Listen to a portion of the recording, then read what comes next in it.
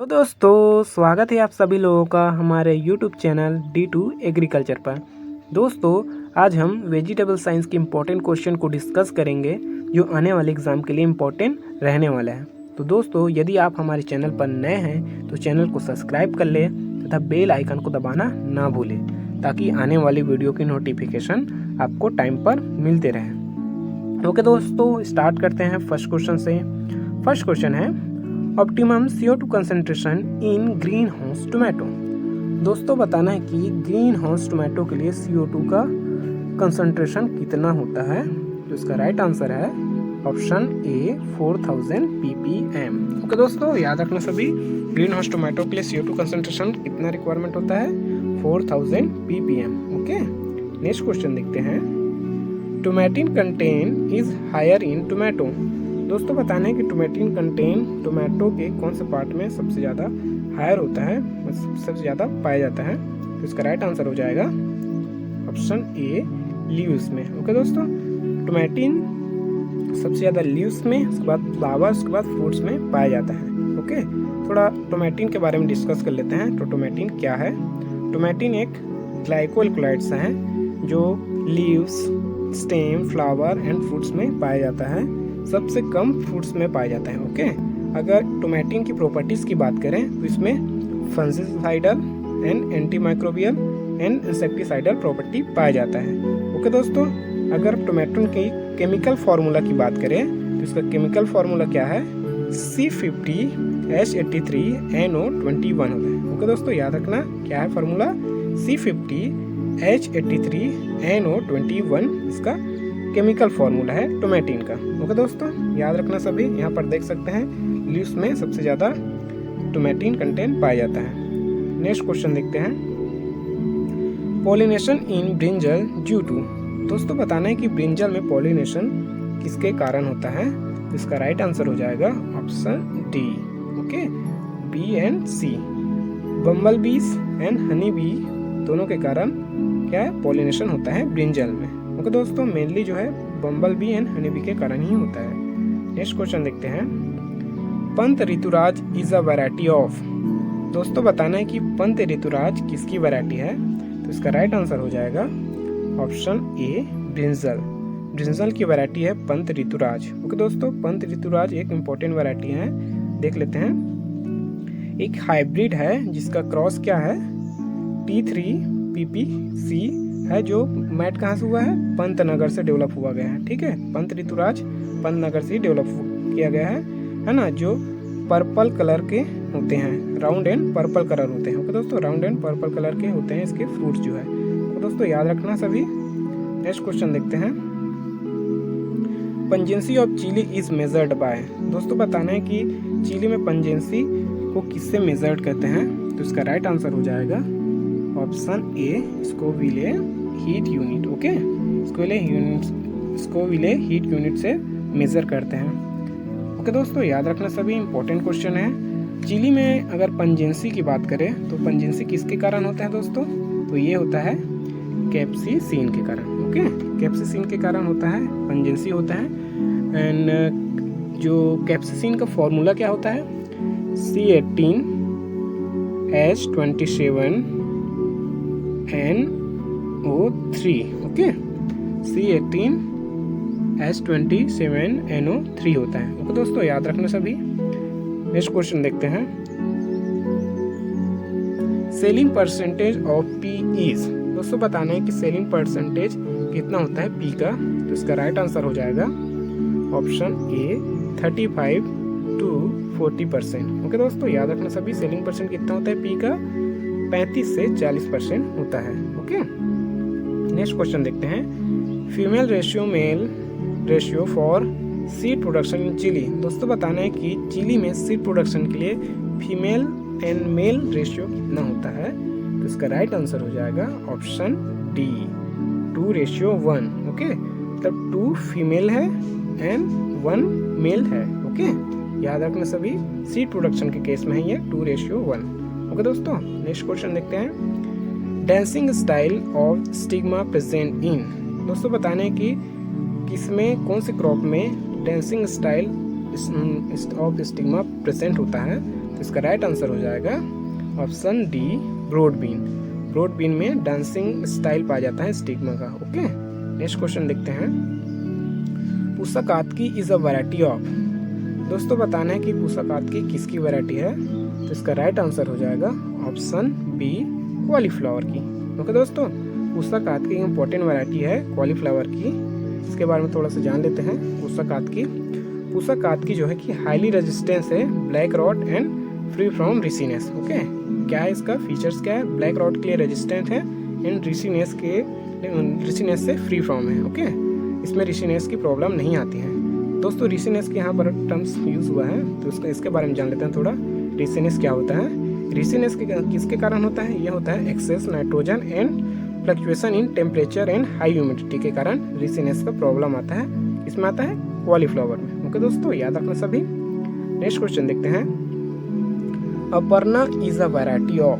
दोस्तों बताना है कि अपर्णा किसकी वैरायटी है, तो इसका राइट आंसर हो जाएगा ऑप्शन ए पी की। ओके, अपर्णा जो कि एक पी की इंपॉर्टेंट वैरायटी है। अपर्णा के बारे में थोड़ा सा देख लेते हैं। अपर्णा इसको HFP4 के नाम से भी जाना जाता है। ओके, इसको HFP4 भी कहते हैं, है ना। इसी वैरायटी को कहते हैं जो कि फर्स्ट ड्वार्फ वैरायटी है पी की। ठीक है, इंपॉर्टेंट पॉइंट है, देखो यहाँ पर फर्स्ट ड्वार्फ वैरायटी है पी की। याद रखना सभी, अपर्णा जो है first dwarf variety of P. अगर क्वेश्चन कर दिया जाता है first dwarf variety of P करके पूछा जाता है तो कौन सा आंसर करना है? अपर्णा करके आंसर देना है। ओके दोस्तों, याद रखना सभी, इंपॉर्टेंट क्वेश्चन है। नेक्स्ट क्वेश्चन देखते हैं। Tetradynamous anther types in is the main feature of family. दोस्तों बताना है कि टेट्राडाइनेमस एंथर कौन से फैमिली में प्रेजेंट होता है, तो इसका राइट आंसर हो जाएगा brassicae. Okay, option B is right answer. Okay, याद रखना सभी। नेक्स्ट क्वेश्चन देखते हैं। Optimum temperature for seed stalk formation in onion. Degree Celsius में बताना है दोस्तों। तो ऑप्टिमम टेम्परेचर किसके लिए? सीड स्टाल फॉर्मेशन के लिए कितना लगता है, तो इसका राइट आंसर हो जाएगा option C 4 to 15 degree Celsius. Okay, seed stalk formation के लिए 4 to 15 डिग्री सेल्सियस अब टेम्परेचर की रिक्वायरमेंट होती है। ओके दोस्तों, ऑनियन के केस में। नेक्स्ट क्वेश्चन देखते हैं। Seed recovery rate in tomato.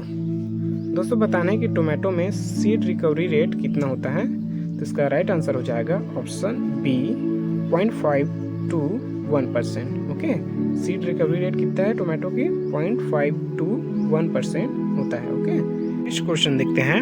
Cross pollination is essential in flowering types of vegetables.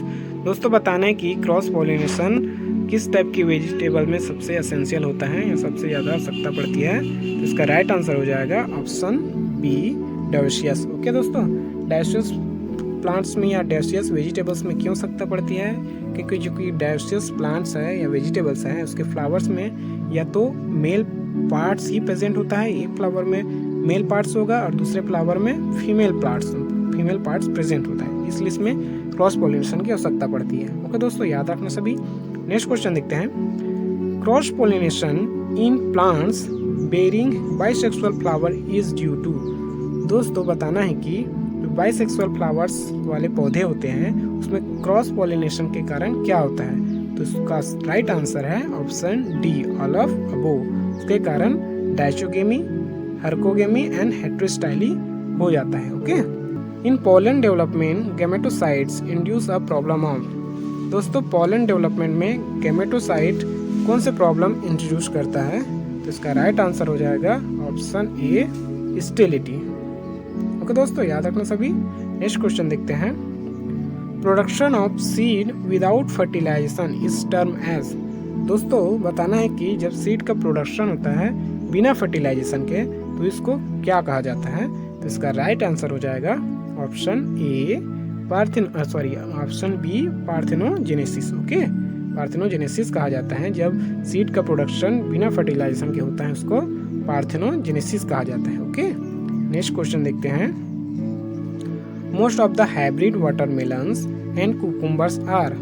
दोस्तों बताना है कि जो वाटरमेलन के हाइब्रिड एंड कुकुम्बर के जो हाइब्रिड होते हैं वो किस टाइप के होते हैं, मतलब ट्राइप्लॉइड होते हैं कि डाइप्लॉइड होते हैं या एनियोप्लॉइड होते हैं या कोल्चिप्लॉइड होते हैं। तो इसका राइट आंसर क्या हो जाएगा? ऑप्शन डी, कोल्चिप्लॉइड्स होते हैं। ओके, जो वाटरमेलन कुकुम्बर के जो हाइब्रिड्स होते हैं वो कोल्चिप्लॉइड्स होते हैं। अब कोल्चिप्लॉइड्स क्या है दोस्तों, इसके बारे में डिस्कस कर लेते हैं। कोल्चिप्लॉइड जो है एक मतलब कि जो वाटरमेलन कुकुम्बर में पॉलीप्लॉइड इंड्यूस करने के लिए इसमें कोल्चिसिन एप्लीकेशन किया जाता है ना, कोल्चिसिन एप्लीकेशन किया जाता है। कोल्चिसिन ट्रीटमेंट जो है मोस्ट इफेक्टिव है एंड वाइडली यूज्ड किया जाता है क्रोमोसोम डबलिंग के लिए, है ना। कुकुम्बर एंड वाटरमेलन में क्रोमोसोम डबलिंग के लिए कोल्चिसिन का यूज़ करते हैं, है ना, इसलिए वाटरमेलन कुकुम्बर जो है कोल्चिप्लॉइड्स है। ओके दोस्तों, याद रखना सभी। नेक्स्ट क्वेश्चन देखते हैं। Removal of off type plants from a seed field is term as. दोस्तों बताना है कि जो हॉप टाइप्स जैसे सीड प्रोडक्शन कर रहे हैं या सीड फील्ड्स है उसमें हॉप टाइप के प्लांट्स को रिमूव कर दिया जाता है, उसको क्या कहा जाता है ना। तो इसका राइट आंसर हो जाएगा ऑप्शन बी, रोगिंग कहा जाता है। ओके, याद रखना सभी। नेक्स्ट क्वेश्चन देखते हैं। The most important seed component affecting seed viability during storage is. दोस्तों बताना है कि सीड की वायबिलिटी स्टोरेज कंडीशन में सीड की वायबिलिटी या सीड को कौन से इम्पोर्टेंट कंपोनेंट इफेक्ट करता है। इसका राइट आंसर हो जाएगा ऑप्शन ए, टेम्परेचर। ओके, अगर स्टोरेज कर रहे हैं सीड को, है ना, तो उसको मोस्ट इम्पोर्टेंट कंपोनेंट कौन सा फैक्टर है, तो टेम्परेचर है। ओके, जो सीड की वायबिलिटी या सीड को अफेक्ट करेगा। नेक्स्ट क्वेश्चन देखते हैं। Potato is generally propagated through. दोस्तों बताने कि जो पोटैटो है वो किससे प्रोपोगेट होता है, तो इसका राइट आंसर हो जाएगा option D, all of above. यह जो है सीड पोटैटो से भी प्रोपोगेट होता है and potato seed and TPS true potato seed से भी प्रोपोगेट होता है। ओके दोस्तों, याद रखना सभी। नेक्स्ट क्वेश्चन देखते हैं। Isolation during seed production is done by. दोस्तों बताना है कि आइसोलेशन ड्यूरिंग सीड प्रोडक्शन, तो मतलब दोस्तों सीड प्रोडक्शन कर रहे हैं उसका आइसोलेशन का मीनिंग क्या है यही बताना है इसको। मतलब क्या करते हैं ना, सीड प्रोडक्शन करते हैं तो आइसोलेशन डिस्टेंस रखते हैं ना, तो क्या है ये एक क्या है ऑप्शन, तो इसका राइट आंसर हो जाएगा option B, plantation at a distance, है ना। आइसोलेशन की मीनिंग क्या हो गया कि मतलब प्लांटेशन करते हैं एट अ डिस्टेंस, मतलब दूरी में ही प्लांटेशन करना होता है। ओके दोस्तों, याद रखना सभी। नेक्स्ट क्वेश्चन देखते हैं। Seed production in biennial vegetables is mostly done by. दोस्तों बताने की सीड प्रोडक्शन जो बाइनियल वेजिटेबल्स है उसमें किस तरह से किया जाता है, कौन से मेथड यूज करके किया जाता है सीड प्रोडक्शन, ये बताना है। तो इसका राइट आंसर हो जाएगा option D, all of above, है ना। सीड टू सीड मेथड भी यूज कर सकते हैं, इन सीटू मेथड भी यूज करते हैं एंड रीप्लांटिंग मेथड भी यूज करते हैं। ओके दोस्तों, याद रखना सभी। नेक्स्ट क्वेश्चन देखते हैं। Male sterility is not due to. दोस्तों बताना है कि मेल स्टेरिलिटी किसके कारण नहीं होता है ना, नहीं होता है कुछ, यहाँ पर नॉट बोला, ठीक है। तो ये होता है आपका राइट आंसर हो जाएगा न्यूट्रिशनल फैक्टर, है ना। न्यूट्रिशनल फैक्टर के कारण मेल स्टेरिलिटी इंट्रोड्यूस नहीं होता है, याद रखना सभी। नेक्स्ट क्वेश्चन देखते हैं। Hybrid vigour in vegetable is manifested by.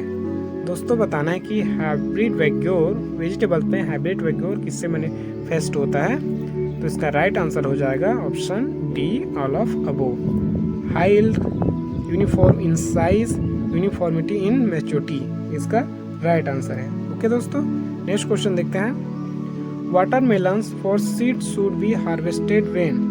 दोस्तों बताना है कि वाटरमेलन का हार्वेस्टिंग किसके लिए, सीड के लिए, है ना, कौन सी स्टेज में करते हैं, तो इसका राइट आंसर हो जाएगा ऑप्शन ए, टेंड्रिल वेदर, है ना। टेंड्रिल वेदर में इसको हार्वेस्ट करते हैं। अगर मैच्योरिटी और इमैच्योरिटी की बात करें वाटरमेलन में, तो उसको देख लेते हैं। अगर मेटालिक साउंड आता है हार्वेस्टिंग के टाइम, तो ये जो है इमैच्योरिटी शो करता है। ओके, अगर कौन सा साउंड, मेटालिक साउंड आ रहा है तो, है ना। एंड हैवी डल साउंड आता है टाइम ऑफ हार्वेस्टिंग के टाइम, तो मैच्योरिटी को शो करता है। ओके दोस्तों, याद रखना सभी। नेक्स्ट क्वेश्चन देखते हैं। During storage of vegetables seed moisture should be, है ना।